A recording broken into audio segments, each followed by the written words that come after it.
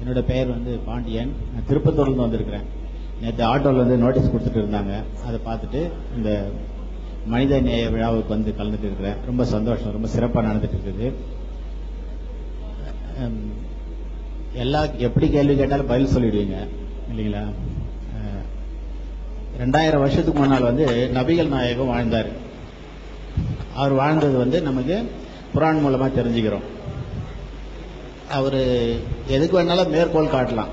நபிகள் நாயகம் இப்படி வாழ்ந்தாரு, நாம அப்படி வாழணும், அப்படி இருக்கணும்னு ஒரு உதாரண புருஷர் அவர். அப்படி ஒரு உதாரண புருஷர் இன்னைக்கு யாராவது இருக்கிறாங்களா? அல்லது நான் அந்த மாதிரி வாழ்ந்துட்டு இருக்கிறேன்றது விட்னஸ் சாட்சி சொல்றதுக்கு ஒரு ஆள் இருக்கிறாங்களா அப்படின்றது ஒரு சந்தேகம்.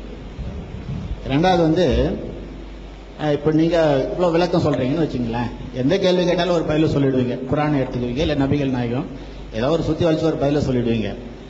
இப்படி அப்பவும் சொல்லியிருக்கிறார், நபிகள் நாயகம் பீரியட்லயும் சொல்லிக்கிறார், இப்பவும் சொல்லிட்டு இருக்கீங்க. அவர் வந்து வந்து சொன்னாரு. அப்படி சொல்றதுனால உங்களை வந்து இறை தூதுவர்னு நீங்க பிரகடனப்படுத்துவீங்களா?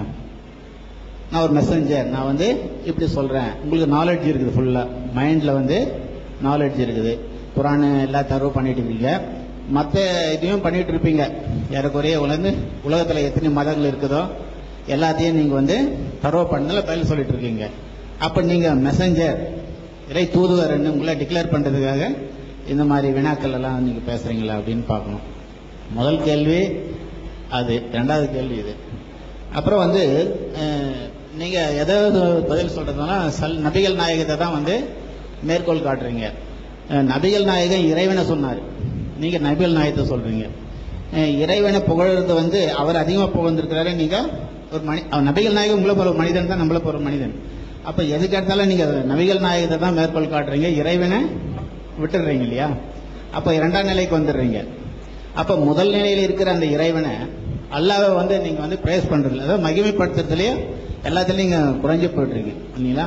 அப்ப இதை வந்து நீங்க இறைவனை தான் முன்னிலைப்படுத்தணுமே தவிர நபிகள் நாயகத்தை முன்னிலைப்படுத்தக்கூடாது. அப்போ இதுக்கெல்லாம் வந்து நீங்க நல்ல கேள்விதான். நன்றிங்க ஐயா. வந்து 3 செய்திகளை சொல்லியிருக்கிறாங்க. நபிகள் நாயகத்தின் ஒரு உதாரண புருஷர், அதாவது மாடல். அவர்களை பத்தி பேசக்கூடிய நீங்க ஒரு ஆளையாவது அவங்க மாதிரி நடக்கிறாங்கன்னு காட்ட இயலுமா அப்படிங்கறது அவங்க கேட்கறாங்க. காட்ட நிறைய ஆயிரக்கணக்கான பேர் 100% காட்ட இயலாது. அவங்க இன்னைக்கு வந்து பாக்குறோம், பணம்னு சொன்னா மனிதன் வந்து வாயை திறக்கிறான். ஒரு 5 லட்சம் 10 லட்சம் 2 லட்சம் 3 லட்சம் எல்லாம் ஒரு இளைஞனுக்கு வந்து டவுரியாக கொடுக்க ரெடியா இருக்கிறாங்க. அந்த இளைஞன் வேணாங்கிறான், காசை வேணும் பானா. ஒரு இளமை பருவத்தில் ஒரு 2 லட்சம் 3 லட்சம் ரூபாய் கிடைக்கிறது என்பது சாதாரண மேட்டர் கிடையாது. அப்ப நபிகள் நாயகத்தின் மீது கொண்ட அந்த மரியாதையினாலையும் அவங்க தடை செஞ்சிருக்கிறாங்கிற காரணத்தினாலையும் அதை வேண்டாம் என்று ஒருத்தன் சொல்றான் பாருங்க, அந்த இடத்தில் அவன் நபிகள் நாயகத்தை தான் ஃபாலோ பண்றான். வட்டி வாங்குறதுக்கு ஒரு நெருக்கடி வரக்கூடிய நேரத்தில், அல்லது வட்டி வாங்கினால் சம்பாதிக்கலாங்கிற ஒரு கட்டத்தில் வந்து நான் வாங்க முடியாது என்று உறுதியா ஒருத்தன் நிக்கிறான் பாருங்க, அந்த இடத்துல அவன் நபிகள் நாயகத்தை ஃபாலோ பண்றான். அப்படி வந்து அவங்க சொன்ன 100 விஷயத்துல நான் ஒரு 10 விஷயத்தை ஃபாலோ பண்ணுவேன், நான் ஃபாலோ பண்ணாத 10 விஷயத்தை இவர் ஃபாலோ பண்ணுவாரு, இவர் ஃபாலோ பண்ணாத இன்னொரு 10 விஷயத்தை அவர் ஃபாலோ பண்ணுவாரு. 100% பண்ணக்கூடியவர்கள் இருக்கலாம், நமக்கு தெரியல, என்னதான் காட்டி சொல்ல முடியாது. ஏன்னா ஒரு மனிதனுடைய அந்தரங்கம் உள்ளுக்குள்ள நடக்கிறது எல்லாத்தையும் கவனிச்சாதான் தீர்மானிக்க முடியும், அது யாராலையும் சொல்ல இயலாது. ஆனால் அவர் ஒரு உதாரண புருஷர் என்று சொன்னாலே அவரை ஃபாலோ பண்ணுவதற்கு தான் உதாரண புருஷர்னு சொல்ல முடியும், பாராட்டுவதற்காக உரியவர் அல்ல, அதை வழங்கிடணும். இரண்டாவது வந்து இப்ப நான் நீங்க கேள்வி கேட்கறீங்க, நான் பதில் சொல்றேன். இப்படிலாம் சொல்றதுனால உங்களையும் இறை தூதர் நீங்க சொல்ல போறீங்களா? நபிகள் நான் எப்படி இறை தூதர்னு சொன்னாங்களோ நீங்களும் ஒரு மெசஞ்சர்னு உங்களை சொல்லிக்கிற வர்றீங்களா அப்படின்னு கேட்கிறாங்க. கண்டிப்பா சொல்ல முடியாது. நபிகள் நாயகத்தை இறை தூதர்னு சொன்னது வந்து கேட்ட கேள்விக்கெல்லாம் பதில் சொன்னதுக்காக அல்ல. நபிகள் நாயகத்தை இறை தூதர் நாங்க நம்புறதுக்கு காரணம் என்னன்னு கேட்டா, அந்த 100% சுத்தமான வாழ்க்கை, அந்த நேர்மை, அந்த நம்ம கற்பனை பண்ண முடியாத அந்த வறுமை. ஒரு மாபெரும் சக்கரவர்த்தி என்னை கொண்டே உட்கார வச்சா நான் அப்படியா இருப்பேன்? நபிகள் நாயகம் இருந்த இடத்துல நான் இருந்தேன்னு சொன்னா அந்த 5 கஞ்சி குடிசையில நான் வாழ்வேன். அவ்வளவு நான் நீ ரொம்ப கொள்ளையடிக்காட்டாலும் ஒரு அளவுக்கு அடிக்கத்தானே செய்வேன். இது மனுஷன். அதனால் நபிகள் நாயகத்தை வந்து ஆயிரக்கணக்கான உரைகள்ல உரசி பார்த்து விட்டு அவங்கள இறை தூதர் நம்புறமே தவிர கேள்விக்கு பதில் சொன்னதுக்காக அவங்களை இறை தூதர்னு சொல்லல. எத்தனையோ கேள்விக்கு பதில் சொல்லக்கூடிய ஒன்னா நம்பர் சைத்தான் அவளா இருக்கிறான். கேட்ட கேள்விக்கெல்லாம் டக்கு டக்குன்னு பதில் வரும். அவன் வாழ்க்கையில மகா கெட்டவனா இருப்பான். நீங்க பாக்குறீங்க, பதில் சொன்னதுனால ஒருவர் இறை தூதர் ஆயிர முடியுமா? அது முடியாது.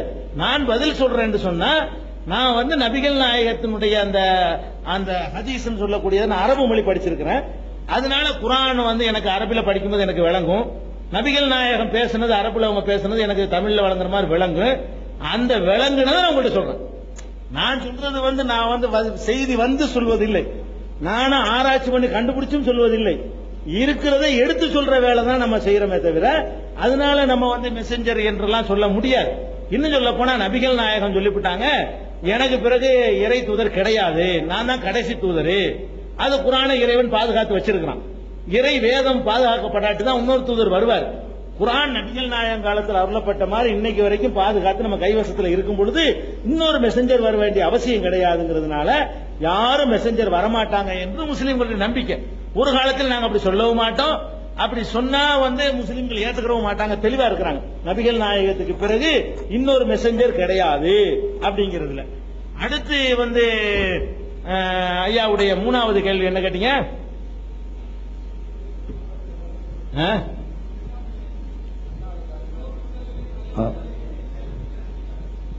மூணாவது சொன்னீங்க. அதிகப்படியா வந்து இறைவனை புகழ்ந்து பேசுறது நபிகள் நாயகத்தை தான் நீங்க புகழ்ந்து பேசுறது. அப்ப நீங்க என்ன சொன்னாலுமே நபிகள் நாயகத்தை தான் நீங்க மேற்கோள் காட்டுறீங்களே தவிர இறைவனை காட்ட மாட்டேங்கிறீங்க. நபிகள் நாயகம் செஞ்சாங்க, நபிகள் நாயகம் செஞ்சாங்கன்னு சொல்றீங்க. அப்ப நீங்க இரண்டாம் நிலையில இருந்தா சொல்றீங்களே தவிர இறைவனை தானே எதுக்கு எடுத்தாலும் நீங்க முன்னிறுத்தி காட்டணும் அப்படின்னு அவங்க கேட்கறாங்க. ஒரு விஷயத்தை நல்லா நம்ம விளங்கிக் கொள்ள வேண்டும். இறைவனை வந்து முன்னுதாரணமா யாரும் கொள்ள முடியாது. இறைவனை உதாரண புருஷனா ஏற்றுக்கொள்ள முடியாது. ஏன்னு கேட்டா இறைவன் சாப்பிட மாட்டான். எப்படி சாப்பிடுவது என்பதை இறைவன் சாப்பிட்டா காட்ட முடியும்? அதுக்கு தான் மனிதனை கடவுள் அனுப்புறான். அதாவது மனிதனைத்தான் மனிதன் ஃபாலோ பண்ண முடியுமே தவிர இறைவன் வந்து பாத்ரூம் போக மாட்டாரு. கடவுளுக்கு கக்கூசு போக தேவை இருக்காது. அப்ப கக்கூசுக்கு போறதை பத்தி இறைவன் இப்படி சொல்லுவாரு, நபிகள் ஏதாவது இப்படி போய் காட்டணும். அப்ப அந்த மனிதனுக்கு செய்ய வேண்டிய காரியங்களை ஒரு மனிதன் செஞ்சு காட்டணும் என்பதற்காகத்தான் மனிதரையே நிப்பாட்டி வச்சு இறைவன் வழிகாட்டுறார். கடவுளே வந்து வழிகாட்டினா கஷ்டமா போயிடும். கடவுளே மனுஷனுக்கு வழிகாட்டினா கடவுளுடைய நிலையை வேற அவர் பசிக்காது சாப்பிட மாட்டாரு. நம்ம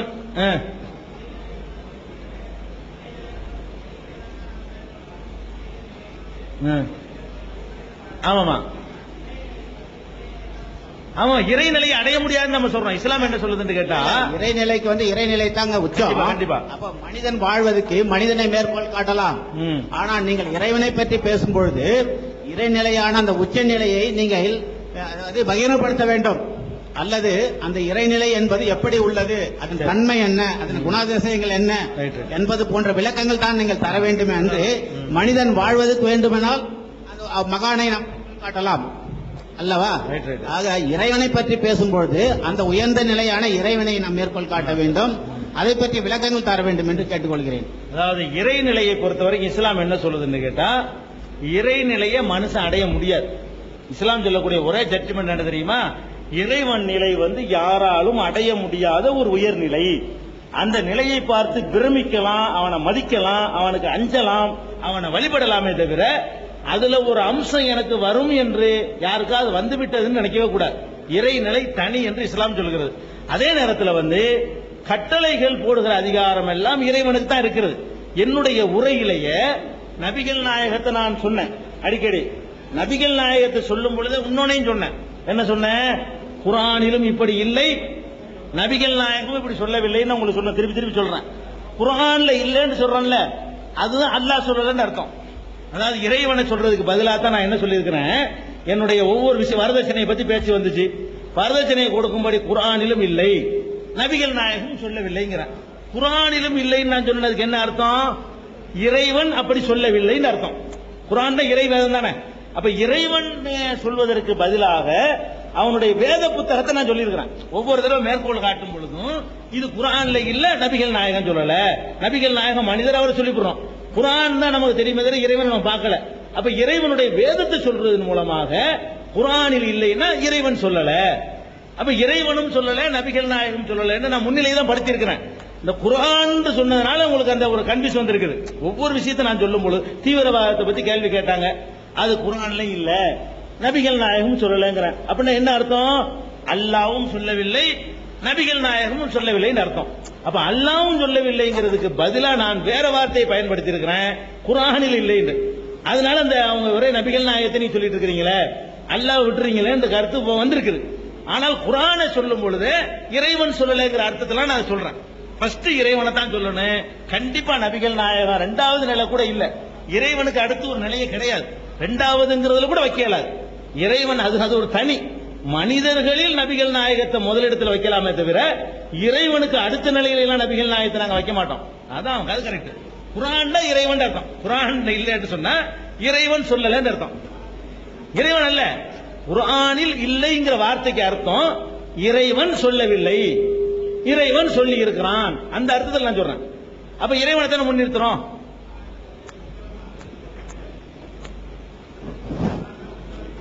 இல்ல, எங்க நம்பிக்கை பிரகாரம் குர்ஆன் வந்து இறைவன் வந்த மெசேஜ். அப்ப குர்ஆன் இருங்க, குர்ஆன் அல்லாத வேற வழியில இறைவன் சொன்ன செய்தியை நமக்கு அறிந்து கொள்ள முடியாது. எங்க நம்பிக்கை பிரகாரம் இறைவன் சொல்ல வேண்டியதெல்லாம் நபிகள் நாயகத்திற்கு சொல்லி அதை குர்ஆன் என்று எங்கள்கிட்ட தந்துட்டாங்க. ஆமா ஆமா. இந்த நம்பிக்கை இல்லைன்னு சொன்னா நான் கேட்கிறேன், இல்ல அப்படி வரலன்னு சொன்னா இறைவன் சொன்னான் என்று யாரு வேண்டாலும் எதை வேண்டாலும் சொல்லிட்டு போயிடலாமே, எப்படி கண்டுபிடிக்கிறது? ஏதாவது ஒரு எல்லையில வந்து ஆவணுமே. எதை? ஆமா, மக்கள் தான் அளவுகோலா? மக்கள் தான் இந்த போலி சாமியாரெல்லாம் ஏத்துக்கிட்டாங்களா? அது எப்படி அளவுகோலாகும்? மக்கள் தப்பா தான் ஏத்துக்குறாங்க. மக்கள் கரெக்டா ஆய்வு பண்ணலாம் ஏத்துக்க மாட்டாங்க. நான் தான் கடவுள் வாரிசுங்கிறான், சாமியாரை ஏத்துக்கு தான் போறாங்க. அப்ப நம்ம அதை தீர்மானம் ஆகிக்கூடாது. இறைவன் சொன்னான் என்பதை அறிந்து கொள்வதற்கு தூதர்கள் வழியாகத்தான் அறிந்து கொள்ள முடியும்.